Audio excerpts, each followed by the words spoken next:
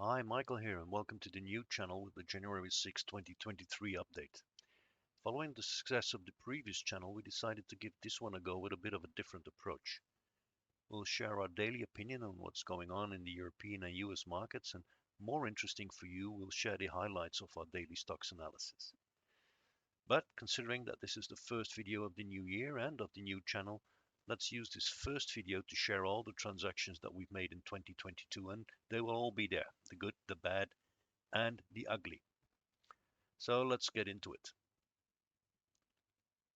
Today we're in the fourth trading day of the year, and although most markets took a little break yesterday, we're overall looking at a very good week so far. That's quite a bit of a contrast with 22, where the first trading day of 2022 was actually the highest of the entire year, and it's been going down ever since. And by the end of 22, I think we've not yet made up for all the losses we incurred in that year. I'd say we're about the same level now as we were in early 2022. Let's have a look then at our 2022 transactions, and as usual, take note of the disclaimer. I am not a professional investor. In fact, as you will see, I'm a bad investor. I'm not giving you any investment advice. All the data shared here is for recreational purposes, and I strongly advise you to not invest without professional guidance. I'm a bit cheating here actually. We're not only looking at 2022, I've included here the last day of 2021 because we've been buying Nicolas Correa on the Spanish market. Let me see. Yeah, here it is. So we've bought I don't know, about 13, 1400 pieces of Nicolas Correa last day of 2021, which we then continued to sell early March in 2022. We've made a small profit here of being 104 euros only, but considering that we've made these 104 euros in 66 days, if you would calculate that profit over a year, we'd be looking at 305% or so. Not that that is much important, but it was the first little success of the year. And as you see, there were some losses in there as well. The next transaction that we did was by the end of January 22, where we bought 287 pieces of rubies on the French market, if I remember very well. We still got that in portfolio. Not yet sold, and we're incurring quite a bit of losses there. We've bought for a total of 8,355 euros, 287 pieces. We did get some dividends of 208 euros mid 22, so that makes up a little bit. But we'll have to have some patience before we see that returning back in the black. So this is one we bought early January, and we still got it in the portfolio. On the same day that we bought this, we've also sold. We've sold Sanofi, which is actually here. This is stocks that we bought in August and October 21 respectively, that we've sold by the end of January. Probably we've bought the rubies with the profits of Sanofi here. 101 pieces where we made a profit of about 467 euros in 157 days. If you would calculate that return on a yearly basis, we'd still be looking at 12%. So here we had to have a little bit of patience, although I also think that in the second half of 21, I did not have so much time to spend on this. We then continued buying, let me see here, early February, Buzzy Unicem, cement company, Italian market. Also one where we're looking at quite a bit of losses at the moment still. We bought this early February 22. Still have it in portfolio. A little bit of dividends that came our way in May. But there we still got an outstanding of 6,600 euros waiting there for the stock get their act together again before we will be selling that. Next transaction, early March, Villeroy and Boch, one that we've bought and also by now already sold, if I remember well. Here we are. Yep. So this was actually a very small transaction. We bought this early March and sold it again 2 weeks because I lost confidence.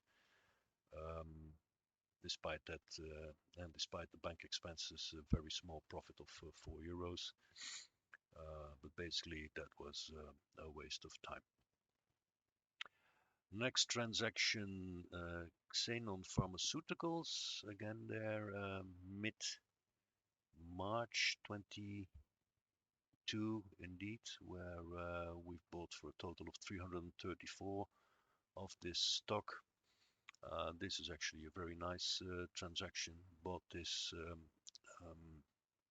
mid-March and sold it a week after for a total of 498 profit. So if all the transactions would be like that, I would actually not call myself a bad investor. But don't take my word for this. Xenon, that was a nice one from 2022.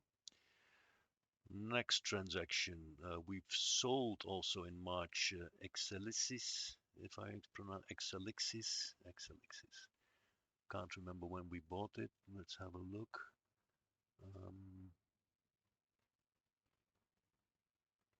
Yeah, here we are. Yeah, also one that we bought late 2021, December 28. I was still a bit more busy Christmas than I remember. So this is one that we've had in portfolio for about 76 days, where we also made a very nice profit of 867 euros in a little bit of a quarter there. Nice transaction. Again, there in the first quarter we've been very busy. We've been buying on 17th of March. Verbio Bioenergy. Let me have a look where I find. Yeah, there it is.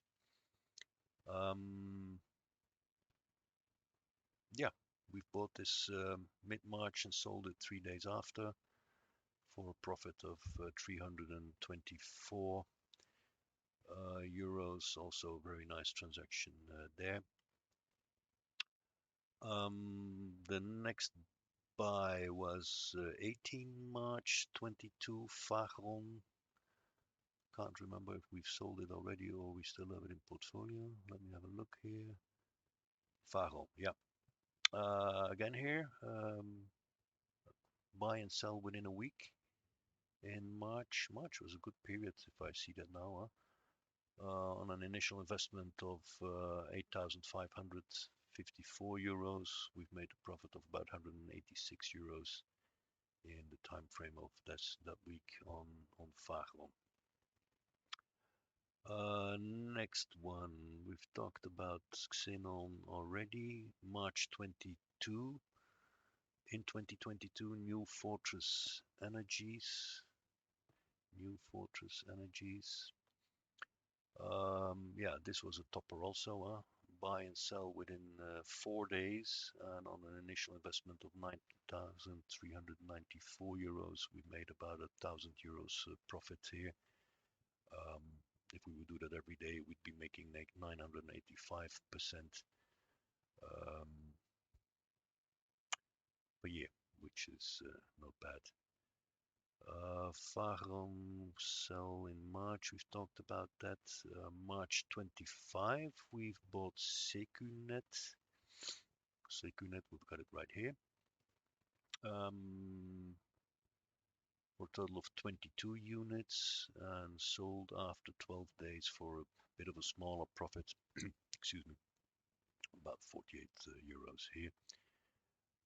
Then there was we've already invested apparently in 21 in that as well, where in 21 we made 525 euros actually on Secunet, so that was a nice stock. Maybe we'd have to look into that again. Now we're coming into the ones where we don't have so much success stories. Regenix Bio, RGNX, Regenix Bio. Yeah. So we've bought for a total of 295 pieces in April. We still have them in portfolio for about 10,450 euros. Also incurring quite a bit of losses on that one. I think we're down 65% even on that one. Have a quick look. RGNX, 36% down.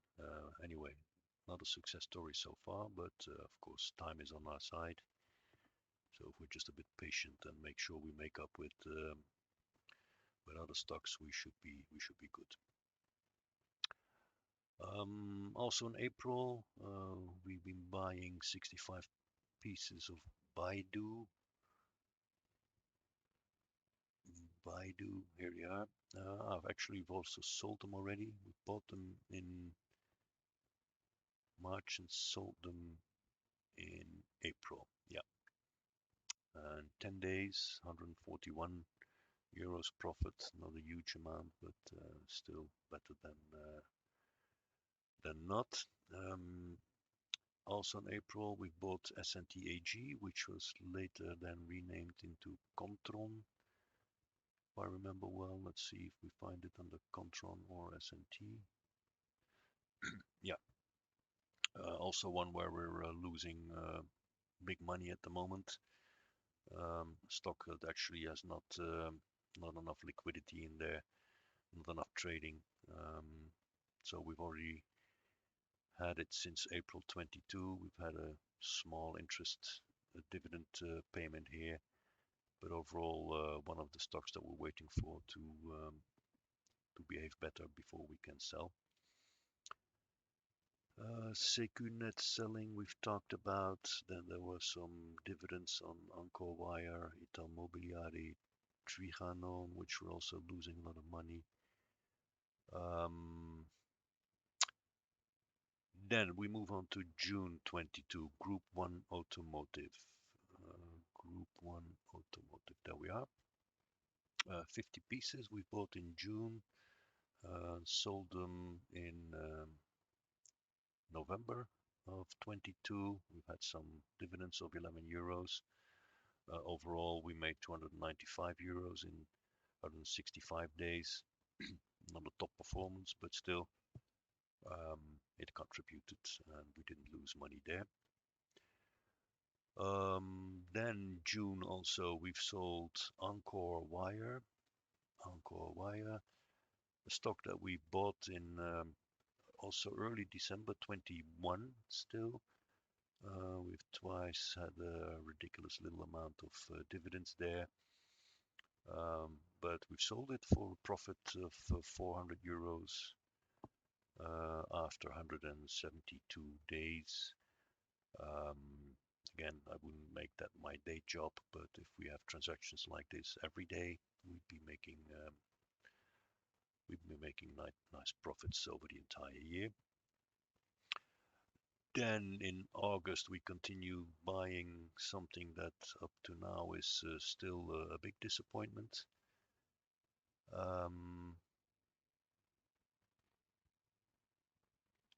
It's a stock that also we've been buying and selling already in 21. At that point, I think I was quite impressed, and then I bought additional in August, 27 pieces. An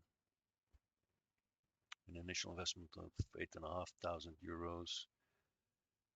There's some dividends there. It's a nice return stock, but overall, stock went down very much, and at this moment, it's still a loss maker.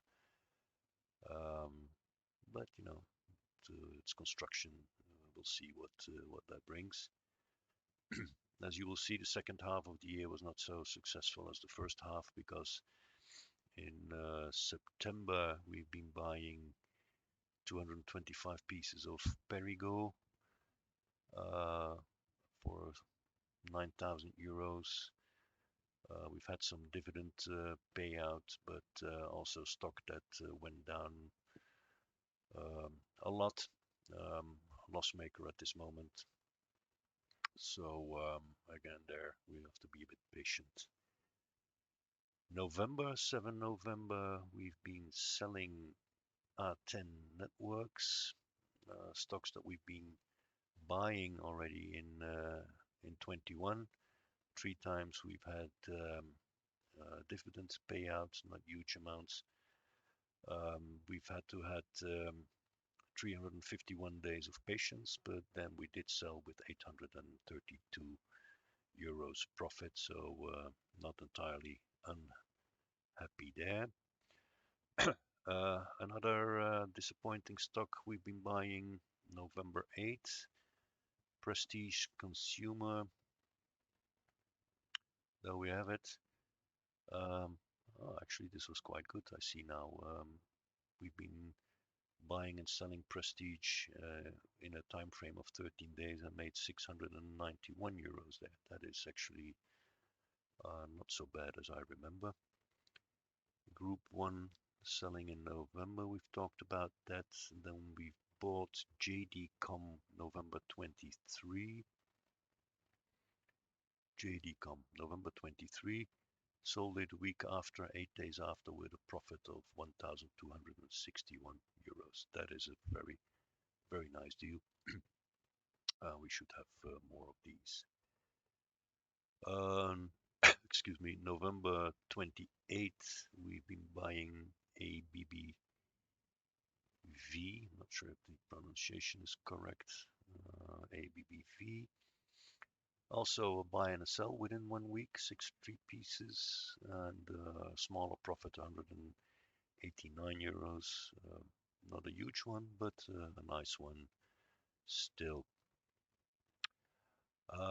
Then December 5th, 22, we've been buying Pinduoduo Duo, which actually I feel sorry for that. I've already sold it because it's a stock that continued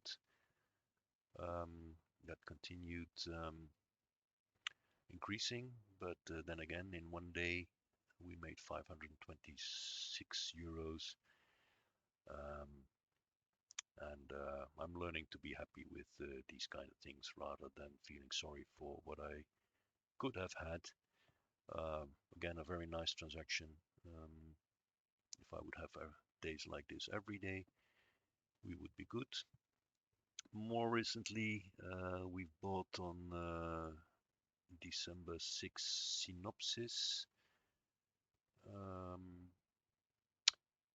It's still a bit at the same level as where I bought it about a month ago. So there's no profit there yet, but I'm confident that the next couple of weeks we'll be seeing a return on this almost 11,000 euros or USD. I'm not sure what it is here that we're looking at. So there is it's still outstanding and still a risk, so to say. ABBV, we've talked about that. Goldfields, yes, we bought Goldfields, 921 pieces, December 7 of last year. Goldfields, where do we have it? There we are. Bought in December 6, 7, 22 and actually sold that yesterday. For a smaller profit of 250 euros, but then again within 1 month, not too bad. And that's it for 2022, with a small peek preview of what we've done early in this week as well. Overall, I think 22 was not a bad year. But to show you that there are also bad moments here, at 21, we've lost 179 euros on Activision Blizzard. We've lost 216 euros on Anima Holding. We've lost 58 euros on Fortec Electro. 3 days I've lost confidence there and sold it. We've lost 353 euros on Henkel. We've lost 31 euros on Inwit.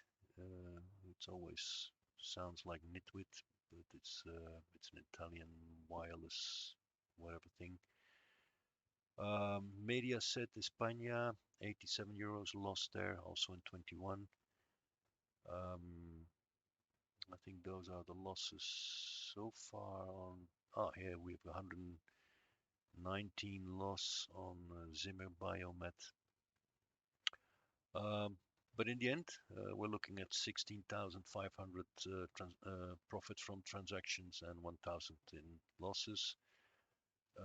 But of course, we're still in 101,000 and something outstanding in the market, where we're still running a risk.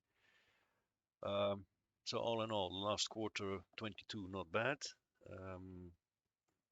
First week of 23 not looking bad either, but we'll have to see what it brings. I hope you've enjoyed this this first new video of the new channel and of the new year. We'll be giving most probably daily updates on our analyses and definitely on our buy and sell transactions, which I cannot stress enough. Do not try this at home because you can lose everything that you're investing there, your hard-earned savings. Thank you very much, and we'll be back tomorrow.